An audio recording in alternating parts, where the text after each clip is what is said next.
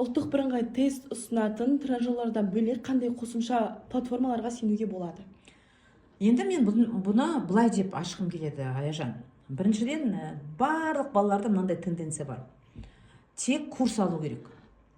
Или бір платформадан оқу керек. Ақша шығару керек. Өзіне сенбейді, басқа бір адамның саған үйретеді-ау деген адамның потенциалына сенеді. Енді мен бұл жерде былай ашық айтқым келеді. Ұлттық тестілеу орталығының тренажерынан артық керемет дүние жоқ деп айтсам болады.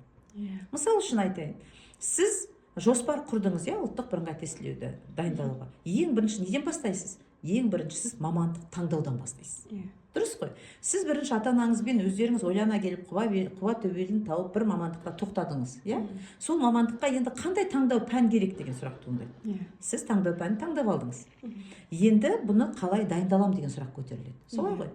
Енді бұл кезде сіз ұлттық тестілеу орталығының сайтына кіресіз.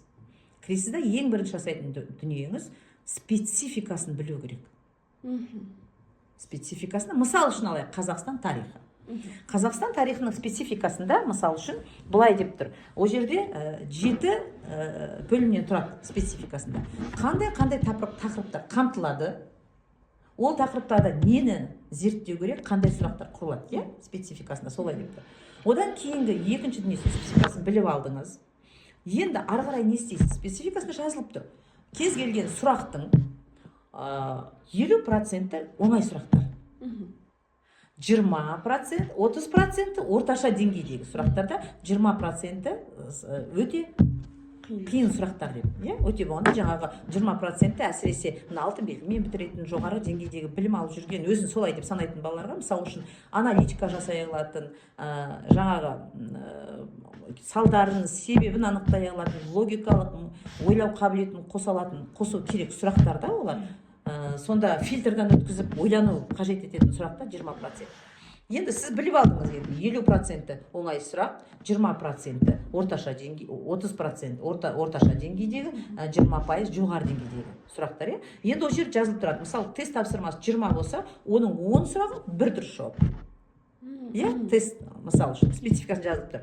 5 бір дұрыс жауаппен 2 контекстке жауап беруің керек. Болды, сен анықтап алдың Қазақстан тарихын. Оның спецификасын біліп алдың. Ол жерде жазылып тұр. Әр сұраққа 2 минут уақыт беріледі. Спецификаның ішінде жазылып тұр.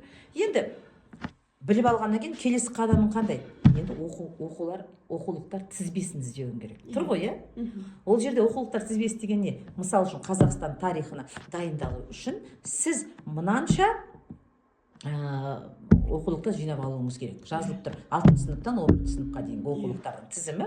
Ол жерде авторы кім, қай жылы, қай баспадан шыққан, соның бәрін жинап алсаңыз, міне, яғни сұрақтар осы оқулық тізбесіндегі оқулықтардан келеді деген сөз. Үшінші бір тренажері бар, ол не деген сөз? Ол вариант талдау, нұсқа талдау. Нұсқа беріледі. Мысалы, сіз мына специфика, мына тақырыпты оқыдыңыз ба, оған арналған нұсқалар бар. Нұсқа талдау. Енді келесі бір тренажер сатысы бар, ол не деген сөз? Ол қосымша қандай білім алуың керек? Яғни Қазақстан тарихында не дейді? Тарихи жылдардың несі бар? Хронологиясы бар. Сіздер не деп айтып алғансыздар оны? 100 дата. Міне сізге Қазақстан тарихына дайындалу үшін ұлттық тестілеу орталығының сайтына кіріп, осы бағдарламамен сіз жұмыс жасаңыз, жақсы бір ұстазыңыз болса болды. Басқа ешқандай платформа іздеудің қажеті жоқ. Қазіргі біздің қоғамда, біздің оқу нарығында көптеген ақылы платформалар, көптеген ақылы кітаптар. Мен сізге мынаны үйретемін, оны былай жасайсыз, оны былай жасайсыз. Сіз менен оқысаңыз 140 балл аласыз деген жарнамалар өте көп. Солай ғой, бірақ соның бәрі айналып келгенде осы ұлттық тестілеу орталығының осы өзінің жасап қойған бағдарламасын пайдаланып сізге білім береді. Енді мен мына платформаны айтуым келеді, Edusер деген бар, платформа, білесіз, сол бүгінгі таңда жақсы платформаның бірі. Ол жерде әсіресе мамандық таңдауға. Енді ұлттық тестілеу орталығының сайтында Edu Навигатор деген платформа іске қосылды. Бұл да өте жақсы платформа, мамандық таңдауға әсіресе.